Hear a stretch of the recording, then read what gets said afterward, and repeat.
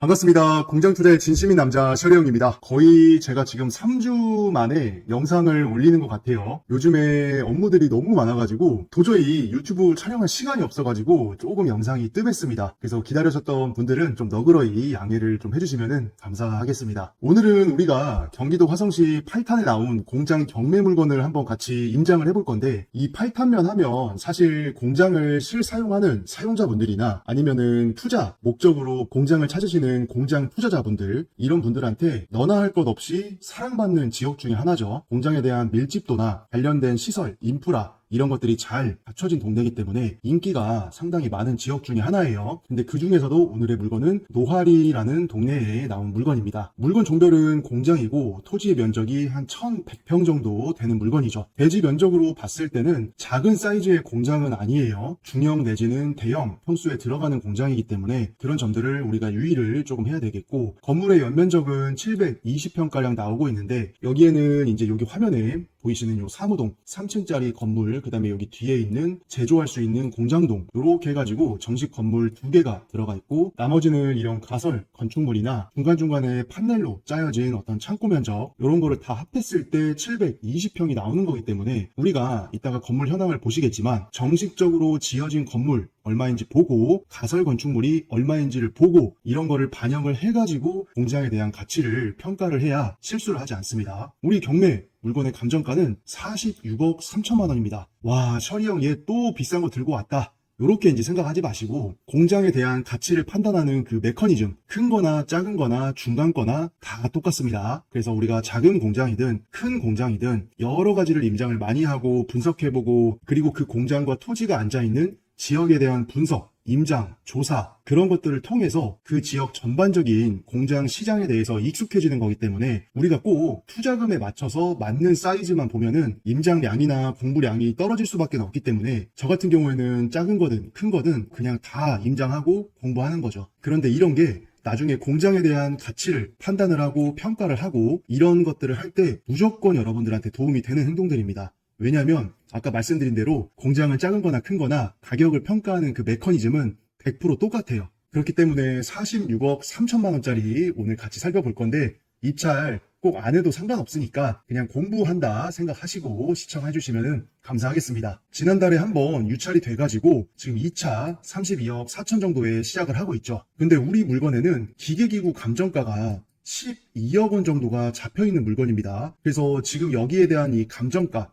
46억 3천만 원이라는 금액에는 기계기구 12억이 반영이 돼 있는 가격이기 때문에 이 토지와 공장 건물에 대한 가치를 평가를 할 때에는 이 전체적인 감정 금액에서 기계기구의 금액을 빼주고 계산해보는 게 좋습니다. 왜냐하면 워낙 금액이 크게 잡혀있기 때문이에요. 그래서 기계기구를 제외를 하고 이 건물과 토지, 이거에 대한 평당 가격을 먼저 확인을 좀 해보겠습니다. 자, 계산기 딱 켜가지고 최초 감정가는 46억 3천만 원이죠. 자, 근데 여기서 12억 정도를 빼겠습니다. 이거 기계기구값. 그러면 34억 3천만 원이 감정평가서상의 공장 건물과 토지에 대한 금액이었죠. 자, 요거를 대지 평수 1100평으로 나눠보면은, 자, 311만 8천 원, 한 312만 원 정도라고 잡고, 요게 이제 1차를 기준으로 했을 때 가격이었죠. 자, 그럼 이제 유찰이 됐기 때문에 유찰된 가격 기준으로 한번 보겠습니다. 32억 4천만 원 빼기 기계기구도 12억 정도를 빼주고 보면은, 자, 20억 4천만 원입니다. 그러면 한 차례 유찰된 가격 기준으로 했을 때, 지금 요거 기준으로 했을 때 이 공장에 대한 토지와 건물, 이것만 반영을 했을 때는 20억 4천 정도라고 생각을 하고, 여기에서 평당가 한번 확인해 볼게요. 1100평 해보면은, 야, 185만 원입니다, 지금. 그러면 우리가 185만 원이라는 공장과 토지에 대한 평당가, 이거 딱 계산을 했을 때 드는 느낌이 뭡니까? 이 정도 가격이면은 거의 이 8탄면에서 나오는 이 토지에 대한 원형지 있죠. 공장과 그 건물이 없는 그 토지, 그 토지만 딱 놓고 봤을 때의 가격 정도예요. 요즘에 경기가 어렵고 뭐 부동산 시황이 안 좋고 뭐 여러 가지 이제 조금 안 좋은 분위기긴 한데, 그래도 8탄면에서 공장을 인허가를 받고 공장 건축을 해서 공장을 운영할 수 있는 그런 토지, 원형지의 가격 자체가 100만 원 후반대부터 나오는 것들이 많습니다. 물론 이거는 계획관리 토지에 산업관리로 지정이 된 토지만 얘기를 하는 겁니다. 그렇지 않은 토지들은 당연히 가격이 더 훨씬 저렴하겠죠. 그래서 지금 딱 유찰된 가격 185만 원이라는 평당 평당가를 딱 보니까 드는 생각이, 이것보다 유찰될 수는 없겠다라는 그런 생각이 들어요. 이 가격만 놓고 봤을 때는. 왜냐면 만약에 여기에서 유찰이 돼가지고 이게 3차로 넘어가잖아요. 그러면은 이 8탄면에서 나오는 원형지 값보다도 더 저렴하게 시작을 하는 겁니다. 그러면 이 토지에는 인허가도 받았고 공장 건물도 멋들어지게 들어가 있는 어떤 그런 물건인데 토지 원형지 값보다 싸게 낙찰이 된다? 그거는 상식적으로는 시장 원리상 이제 뭐 말이 안 되는 얘기죠. 대신 이제 변수는 있습니다. 아까 말씀드린 대로 기계기구 이게 12억 원어치가 되니까 적은 금액이 아니란 말이에요. 그럼 이거를 중고로 이렇게 장비나 고철 이런 걸로 팔았을 때 예를 들어서 중고업자가 5억에 해준다. 이거는 이제 이 물건이 그렇다는 게 아니라 기계기구가 많이 잡혀있는 물건에 우리가 접근을 할 때 이런 식으로 이제 보통 많이 계산을 합니다. 그래서 기계기구를 중고로 팔아봤더니 5억 정도가 나올 것 같다. 그럼 이런 거는 내 수익이에요. 왜냐면 매각 목적물에 기계기구가 들어가 있기 때문에 소유권을 낙찰자가 가져오는 거니까 당연히 매도를 하면은 이 5억이라는 장비 판매한 그 금액이 나한테 떨어지는 거죠. 그러면 이제 이렇게 기계기구가 큰 거를 우리가 염두를 할 때는 입찰가 산정을 할 때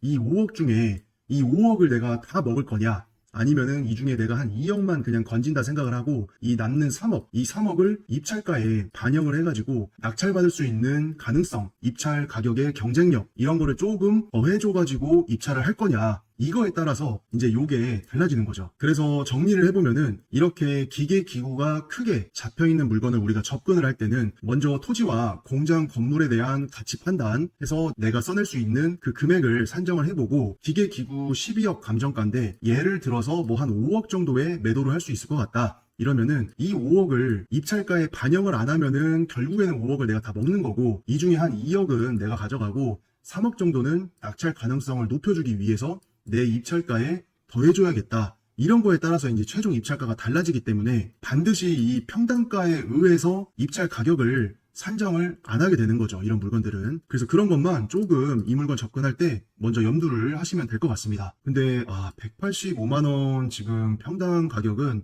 이거 뭐 거의 그냥 땅값입니다. 땅값. 요거 공장 건물 사진들은 이따가 제가 현장에서 촬영해온 영상을 같이 보시면 될 것 같고 자 본부지 1000평, 도로 필지 100평 그럼 도로 지분율은 9% 정도 나오는 거니까 전혀 나쁘지 않습니다. 그리고 건물은 아까 말씀드린 대로 공장 건물 제조동 있죠. 여기 300평짜리가 하나 있고 그 다음에 여기 3층으로 돼 있는 겁니다. 이렇게 해가지고 각 층당 60평씩 해가지고 이렇게 이제 3층 건물이 들어가 있는 거죠. 건물의 사용 승인은 다 2012년입니다. 그럼 지금 2024년도니까 지은 지는 한 12년 정도 된 공장 건물이다라고 생각을 하시면 되겠고 그 외에 제시외 건물 같은 경우에는 뭐 이것저것 잡다한 게 들어가 있는데 특징적으로 이제 하나 보실 거는 요 창고예요. 이게 220평짜리입니다. 그래서 면적이 작지 않기 때문에 제시외 건물 치고는 상당히 유의미한 시설이죠. 보통 우리가 파이프조로 짜가지고 창고 같은 거 가설 만들려면 평당 한 30에서 40만원은 최소 들어간단 말이에요. 그럼 30만원이라고만 해도 220평을 내가 돈 주고 지어야 된다 이러면은 얼마예요? 220평 곱하기 한 30만원 이렇게 이제 잡으면은 자 6,600이죠. 그러니까 한 6천에서 7천만원 정도의 돈을 들여서 지어줘야 되는 가설 건축물인데 우리 경매 목적물에는 마당 한켠에 창고가 들어가 있으니까 이런 거는 나중에 내가 이제 임대를 놓는다거나 실사용자분 대상으로 매도를 한다거나 했을 때 상당히 좀 플러스가 되는 경우가 많습니다. 근데 우리가 이제 유의해야 될 거는 이렇게 가설 천막이 뭐 있다고 해가지고 있는 거는 평당 뭐 350 없는 거는 340 이런 식으로 가설 건축물은 공장의 매매 가격에 영향을 주지는 않으니까 그 점을 유의하시면 되겠습니다. 그러니까 있으면은 플러스 알파로 조금 좋은 거죠. 이왕이면은 뭐 다홍치마다 뭐 요런 거라고 생각을 하시면 되겠습니다. 기계기구는 아까 말씀드린 대로 11억 9,890만원 뭐 12억 정도가 잡혀있는 건데 이거 목록이 궁금하신 분들은 감정평가서에 보면은 기계기구 해가지고 이제 제품명이랑 각 장비별로 감정 가격이 들어가 있으니까 참고하시면 되겠고 경매 정보지에 보면은 현재는 운영되지 않고 있으며 라고 적혀 있는데 실제로 제가 이제 현장에 방문했을 때는 공장이 운영이 되고 있었습니다. 이 점이 경매 정보지와는 조금 다르니까 참고하시면 되겠습니다.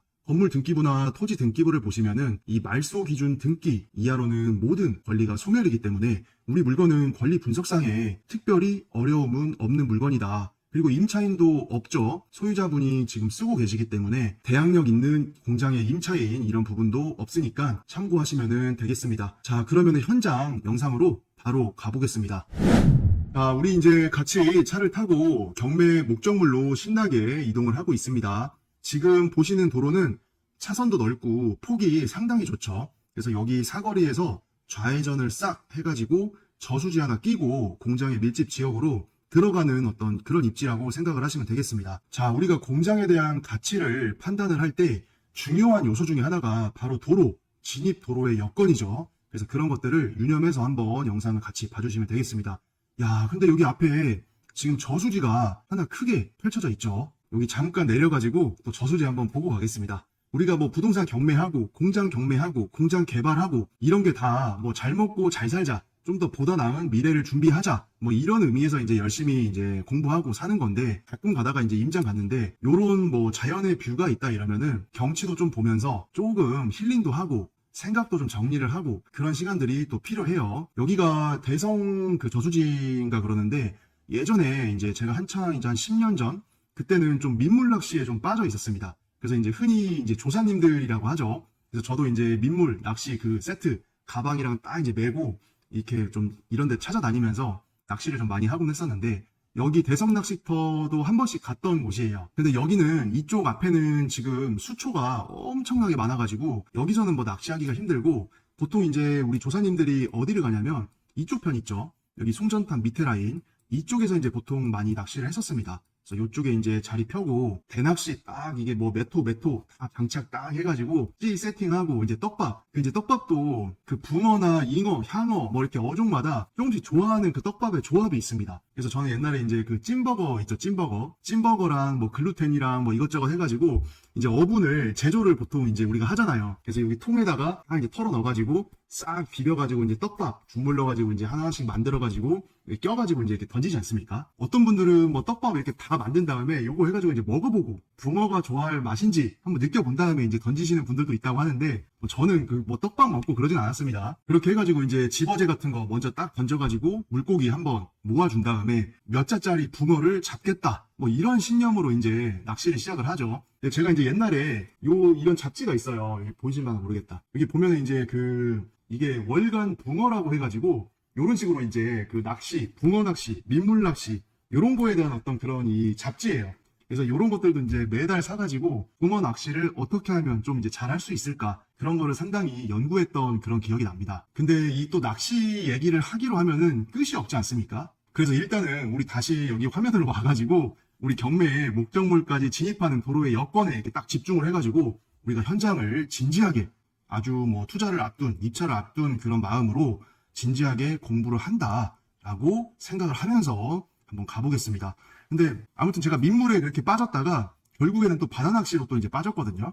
그래서 바다 낚시 또 하면서 또 많이 또 재미있었죠. 아무튼 낚시 얘기는 이제 그만하고, 자, 지금 여기가 이제 뚝방길이에요. 그래서 오른쪽에도 실개천 같은 게 하나 있고 왼편이 아까 저수지였고, 이렇게 뚝방길을 지나서 이런 식으로 이제 공장이 펼쳐집니다. 그래서 여기 오른편에는 이제 논바닥, 그다음에 왼편에는 이렇게 이제 공장들이 밀집되어 있는 것들을 알 수가 있죠. 지금 여기가 도로 폭이 최소 한 8m 정도는 나오고 있는 도로인데, 자, 여기 앞에 대형 트럭도 이거 지금 윙바디 트럭인데 충분히 이렇게 교행이 가능하죠. 뭐 이런 승용차는 말할 것도 없고, 그래서 도로 폭의 어떤 조건, 진입하는 여건 이런 거는 상당히 준수하다고 할 수가 있겠습니다. 그리고 여기 한쪽에서는 지금 이렇게 상차인지 하차인지 작업을 하고 있고, 여기 왼편의 이 도로는 여기 위에 공장 들어가는 도로입니다. 그래서 여기가 아니라 이쪽 도로로, 야, 여긴 또 이제 지게차 이렇게 막 다니고 있죠.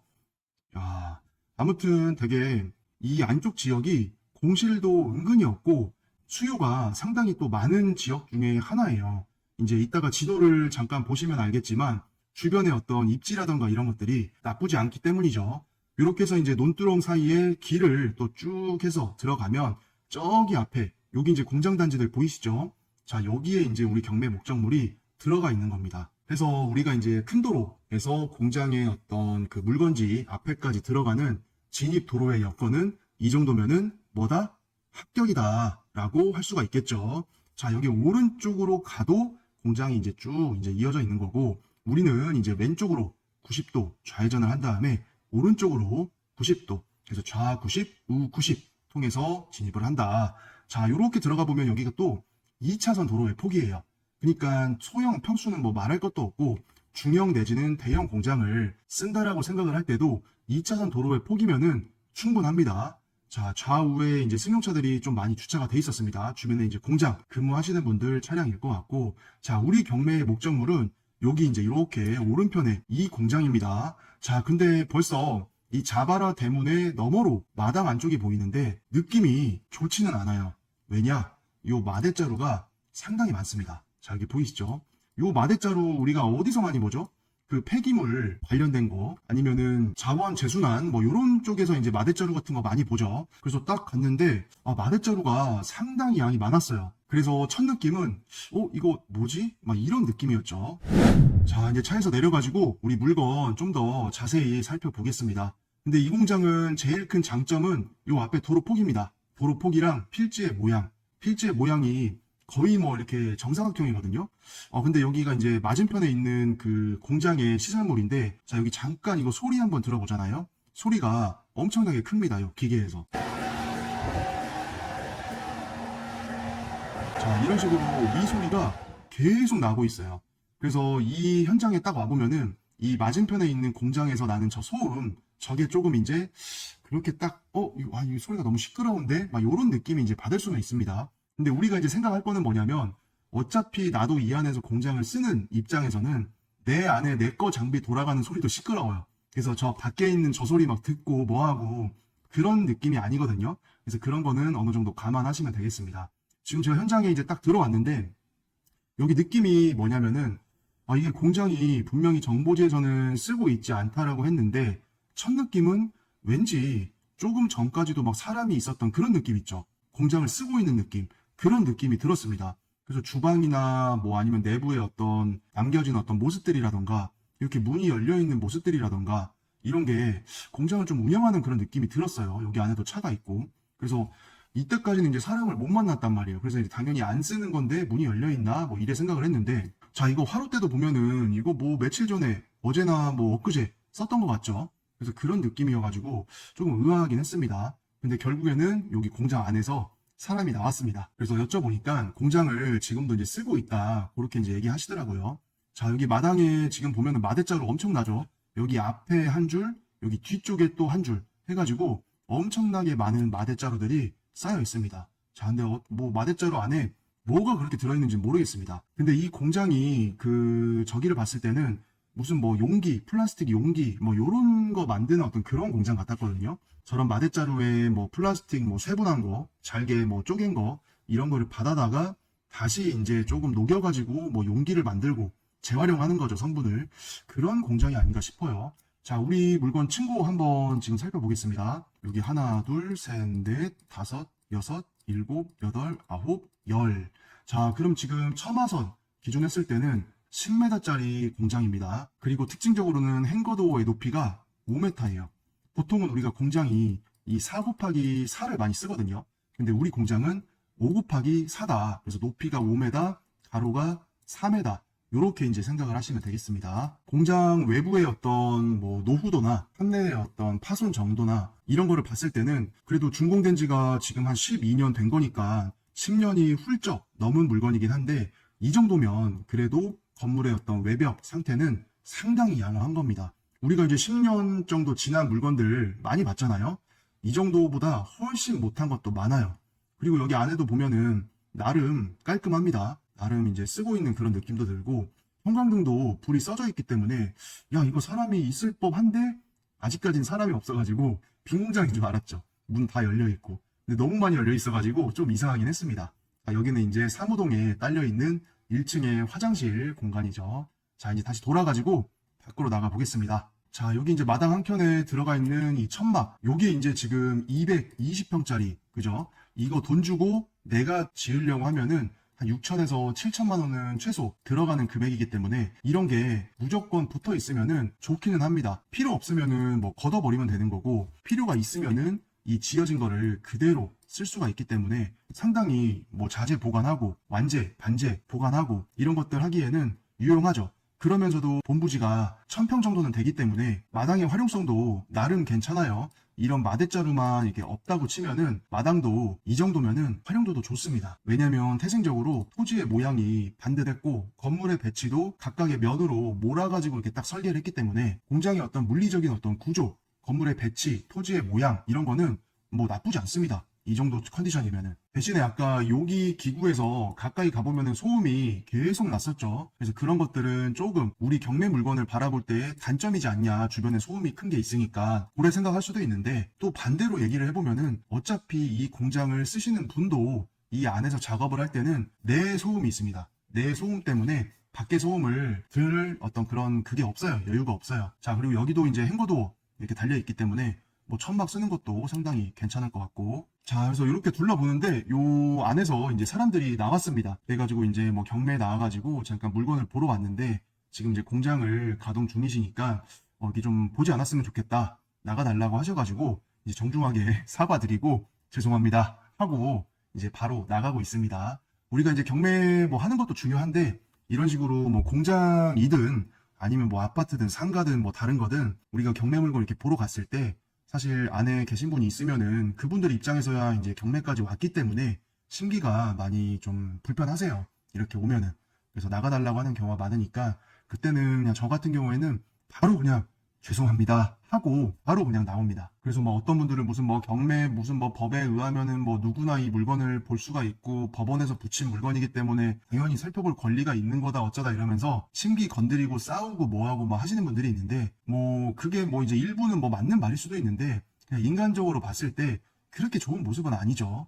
자, 어쨌거나 이제 다시 나와서 딱 보는데 여기 앞에 3층짜리 사무동 건물, 이 건물도 나름 깨끗하죠. 그리고 여기 300평짜리 제조동 건물, 그다음에 여기에 220평짜리 가설 건축물, 요렇게 딱 봤을 때는 야, 이 공장 나름 쓰임이나 활용도가 상당히 뭐 괜찮아 보인다, 그런 느낌이었습니다. 자, 근데 이렇게 보니까 진짜 마당에다가 이거를 엄청나게 쌓아놨죠. 마대자루를. 그래서 이런 게 없다라고 치면은 이 공간이 다 빈 공간이기 때문에 이 공장에 대한 마당의 활용성, 건물의 배치, 건물의 사이즈, 건폐율, 이런 거를 종합적으로 봤을 때는 이 물건 자체로만 봤을 때 상당히 스펙이 훌륭한 어떤 그런 물건 중에 하나라고 생각이 듭니다.